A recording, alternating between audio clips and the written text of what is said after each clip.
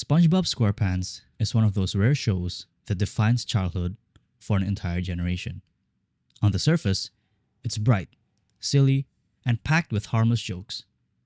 A relentlessly optimistic sponge whose cheerfulness is almost contagious. But beneath that bubbly exterior, SpongeBob often slips in surprisingly mature humor, existential undertones, and lessons that hit much harder as adults. One episode that exemplifies this hidden depth is SB 129, which is episode 14A of the first season. An episode centered not on SpongeBob, but on Squidward tentacles. What begins as another day of irritation and routine slowly unravels into a surreal, almost cosmic nightmare. One that forces Squidward to confront isolation, desire, and the unintended consequences of wanting to be alone.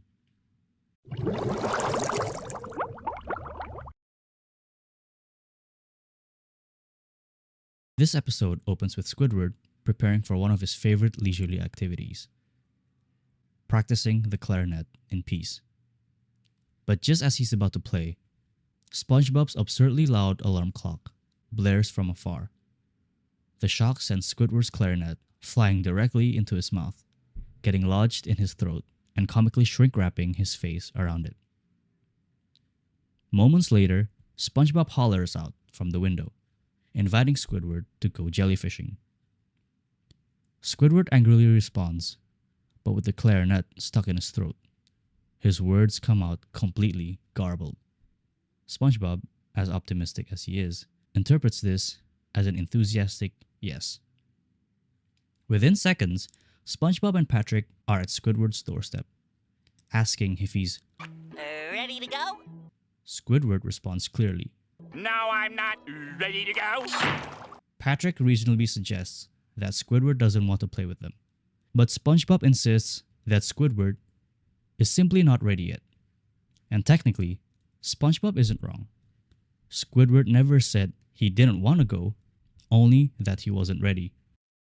Overwhelmed by constant interruptions, Squidward attempts to escape to the Krusty Krab, knowing it's closed on Sundays. Even after sneaking in, the duo manage to be in his pursuit. In desperation, Squidward hides inside the freezer, only to accidentally lock himself inside. This is where reality begins to fracture.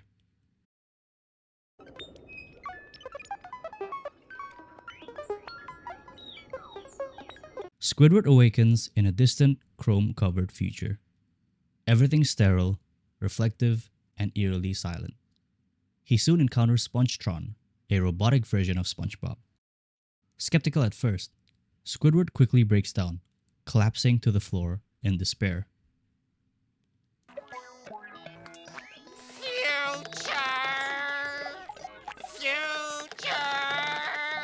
When Squidward demands to return to his own time, Spongetron directs him to a time machine, setting the stage for the episode's deeper descent.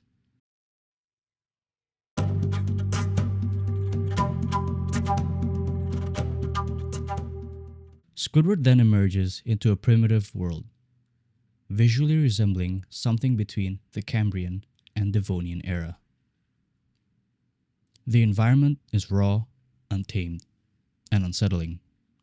He sees a silhouette in the distance, causing him to tremble and be enveloped in fear, only to discover it's an ancestral version of SpongeBob.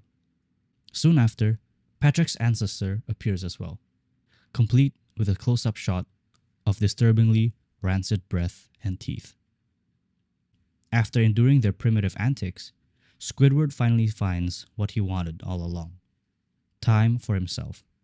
He begins playing the clarinet until the ancient SpongeBob and Patrick become enraged by the sound and chase him relentlessly. In his panic, Squidward sprints back toward the time machine, accidentally breaking it in the process. Loser.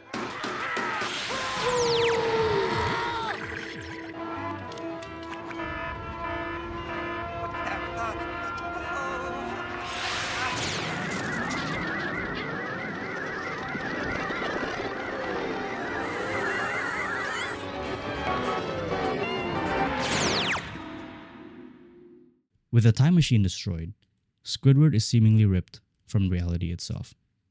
He finds himself in a white, infinite void, an empty dimension with no landmarks and no life. At first, this feels like a victory. Squidward finally has absolute solitude. No Spongebob, no Patrick, and no interruptions. But the moment he says the word, Alone. the void responds.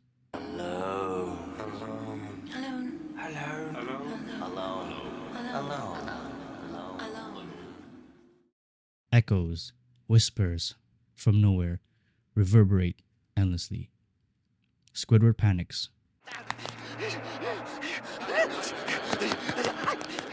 running in loops, disoriented and terrified. The silence becomes unbearable. The isolation, maddening. Eventually, Squidward breaks down and wishes to go home. He admits that he misses Bikini Bottom. He admits that he misses SpongeBob. The time machine responds. Squidward finally returns to his proper timeline, where SpongeBob immediately resumes annoying him, once again inviting him to go jellyfishing. Frustrated, Squidward snaps. Who's the barnacle head who invented that game anyway? You are, Squidward! Going back. A brilliant callback revealing that Squidward himself created jellyfishing during his time in the primitive past.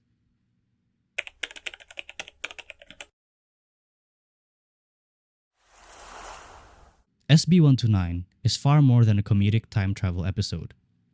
It's a meditation on desire, loneliness, and unintended consequences. Squidward believes that isolation will bring him peace, but when granted absolute solitude, it becomes psychological torture. The episode reminds us that what we say we want isn't always what we truly desire. Total isolation isn't freedom, it's emptiness. In the end, SpongeBob's constant presence, as irritating as it may be, is also what grounds Squidward in reality. And SB129 quietly suggests that being alone forever isn't peace, but rather punishment. Thank you guys so much for watching. I'd really appreciate every like, comment, and subscription, as it not only motivates me to create more future content like this, but in spreading my channel to those who like video essays and videos related to art. Thank you so much for watching, and I hope to see you guys on the next video.